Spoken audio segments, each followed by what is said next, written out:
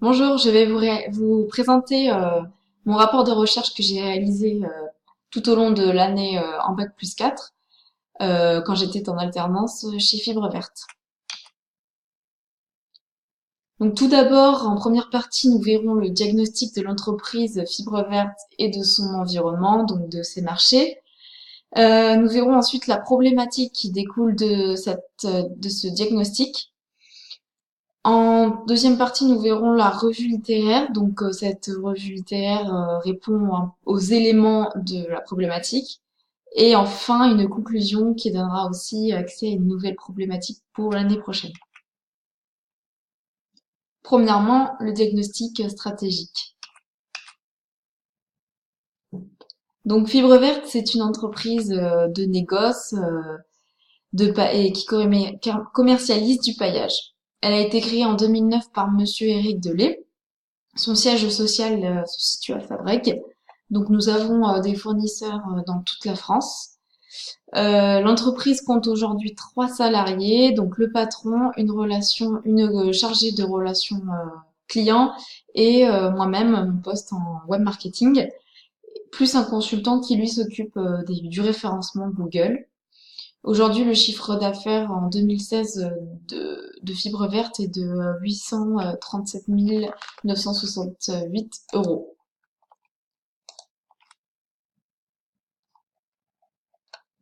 Donc, Fibre Verte, ses clients, c'est les communes et les collectivités, les industries, les paysagistes, les bureaux d'études et aussi les particuliers. Mais ce sont surtout, voilà, les communautés et les industries. Ensuite, nous vendons donc des produits donc du paillage. Donc, il y a plusieurs catégories. L'ambiance bord de mer, il y a aussi les paillages minéraux, les paillages végétaux, les copeaux colorés pour la décoration, l'amendement et support de culture, donc ça c'est plutôt la fibre de bois. Il y a aussi les gabillons. Nous avons aussi du terreau bio et du gazon synthétique. Ensuite, le prix de fibre verte, donc c'est une politique de prix d'alignement sur la concurrence généralement, et aussi d'écrémage pour la fibre de bois qui est une très bonne qualité. Ensuite, le prix varie selon donc le produit. Donc par exemple, des billes de verre vont être plus chères que des copeaux de bois. Aussi en fonction de la quantité, du conditionnement, donc vrac, big bag ou sac. Le vrac est moins cher. Et l'adresse de livraison, donc tout dépend et l'adresse en fonction de notre fournisseur. Donc Fibre Vert est un négoce, donc actuellement sur leur site internet pour les professionnels, il n'y a pas de vente en ligne, c'est juste un site pour les devis. Ils ont aussi, donc nous avons créé cette année un site internet de vente en ligne pour des petites quantités qui vont de 1 kg à 50 kilos. Donc c'est généralement un site internet plus pour les particuliers, car c'est que des petites quantités. Ensuite, pour la communication, Fibre Verte envoie tous les mois une newsletter sur ses nouveaux produits ou sur des produits du moment. Et ensuite, nous avons aussi une communication sur Facebook et Twitter. Facebook, il y a une publication journalière. Et sur Twitter, on a très peu de clients car ce n'est pas du tout la cible actuellement. Les paysagistes sont très peu sur Twitter. Concernant les forces de porteurs, donc l'intensité de la concurrence aujourd'hui, la menace elle est très forte car il y a beaucoup de concurrents. Les entreprises qui sont en concurrence directe avec Fibre Verte vendent surtout des paillages comme l'écorce de pin et la fibre de bois.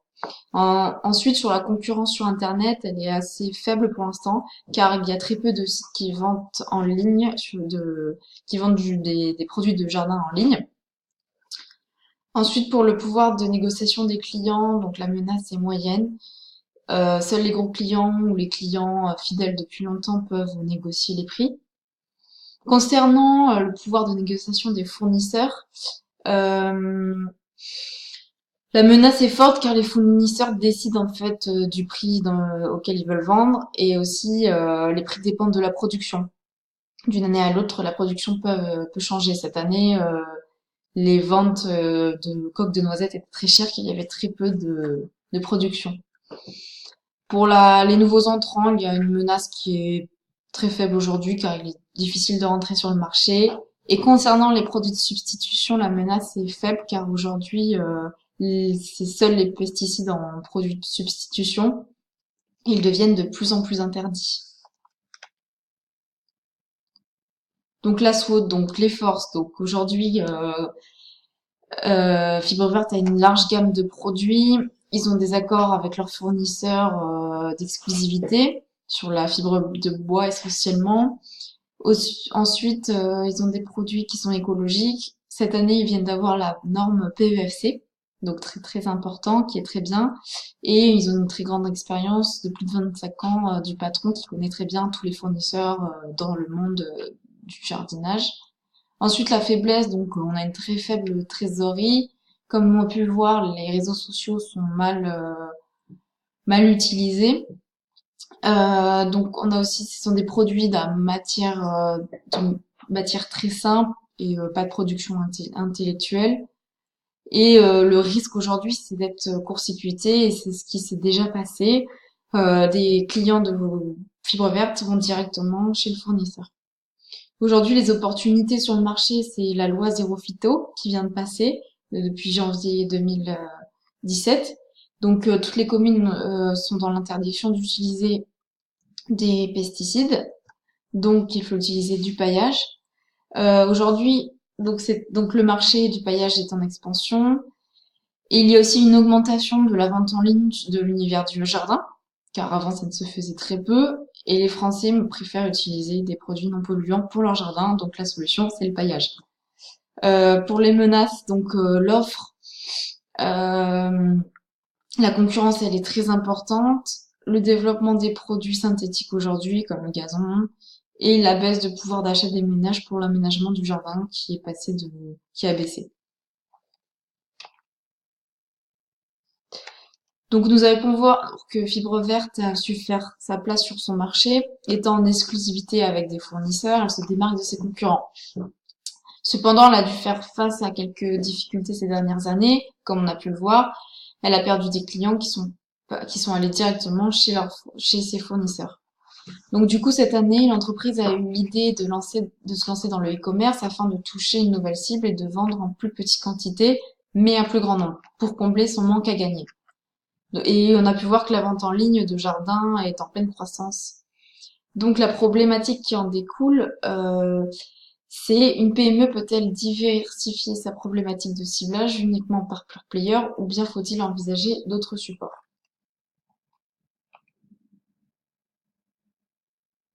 Donc nous passons à la revue littéraire. Donc nous avons d'abord vu la stratégie de ciblage. Donc aujourd'hui, la vente en B2B pour la cible, généralement, il faut définir plusieurs critères. Donc le secteur d'activité des entreprises qu'on veut toucher, leur chiffre d'affaires, le nombre d'employés, compte, la date de création, le capital social. Concernant la vente B2C, ce sont des critères démographiques. Donc il faut définir par exemple le sexe, le niveau de scolarité, l'âge, le revenu, le statut martial, le statut familial. Pour le ciblage en ligne, nous avons par exemple, donc aujourd'hui on a pu voir sur internet qu'il y a une modification du parcours d'achat client. Donc c'est le Zero Moment of Truth qui est inventé par Google.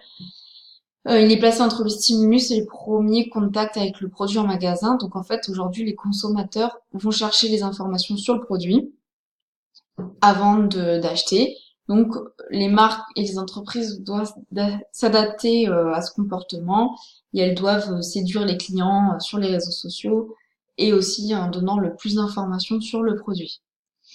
Ensuite, il y a le SEO. Donc le SEO, aujourd'hui, il faut avoir un bon référencement naturel sur Internet. C'est primordial pour trouver ses clients et que les clients nous trouvent. Donc il faut changer le nom de domaine, il y a plusieurs trucs, donc mettre des mots en gras, les métadescriptions, des liens internes sur le site, des attributs, URL. Ensuite, il y a le ICRM, donc le but c'est de fidéliser le client avec des emails d'ICRM. Donc il y a les emails de relance pour les paniers abandonnés. Il y a aussi des emails lors d'une vente sur son site. Il y a les emails de système de notation, donc noter le produit, ce qui est très important. Il y a aussi les emails personnalisés pour relancer les clients pour qu'ils retournent sur le site internet.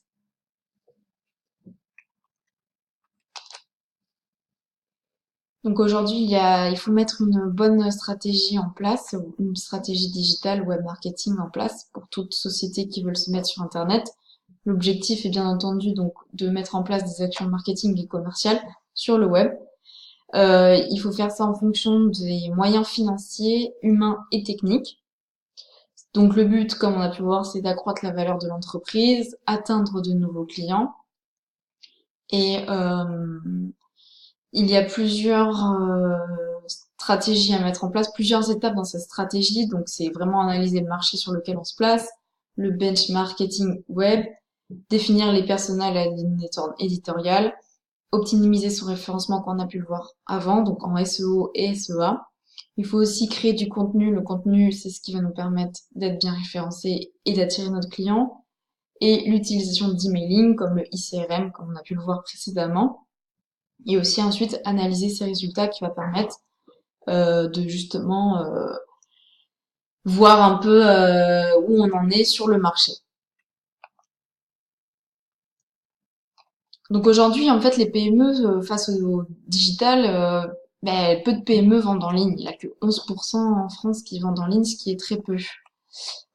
Justement, elles font face à des difficultés. Donc c'est le manque de notoriété, le manque de compétences digitales. Donc dans ce cas-là, il faut faire appel à des entreprises extérieures. Et aussi le coût. Et le problème, c'est que ces entreprises, ces PME, abandonnent rapidement parce qu'elles voient que ça ne marche pas tout de suite, alors qu'en fait, le digital, ça met plusieurs années et il ne faut pas tout de suite abandonner au bout de 6 mois. Et aujourd'hui, c'est leur problème. Celles qui réussissent, c'est les PME dans le tourisme, parce qu'elles arrivent à facilement attirer le consommateur. Et aussi, il y a les PME qui ont des produits innovants, qui arrivent à très bien s'adapter sur le web et à attirer le plus de clients possible.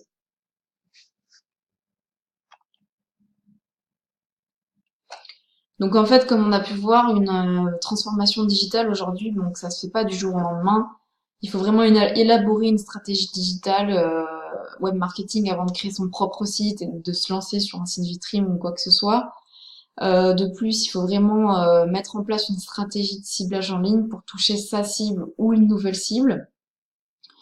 Il faut relancer ses clients, s'adapter à ses internautes, donc sur les réseaux sociaux, sur tous les supports qui existent. Euh, donc en fait, cette première partie de rapport de recherche nous a permis d'identifier les éléments et les pistes en termes de digitalisation et de diversification de cibles pour les PME. Donc aujourd'hui, on peut se donner une nouvelle problématique pour l'année prochaine. Donc ce serait comment une PME peut-elle réussir sa transformation digitale avec peu de moyens et devenir leader sur le web dans son domaine et toucher sa clientèle. Donc les pistes qu'on aurait à voir pour l'année prochaine, ce serait la mise en place d'une stratégie de A à Z, comment créer un site internet, les éléments à mettre en place pour se démarquer de la concurrence, les médias sociaux pour accroître sa notoriété, le référencement naturel, les leviers d'acquisition, les pubs qu'on peut mettre sur les sites, les partenariats avec des blogueuses. Et nous irons aussi à la rencontre de PME qui sont, elles, devenues des pionnières sur Internet. Il en existe comme plusieurs qui ont des projets innovants. Voilà.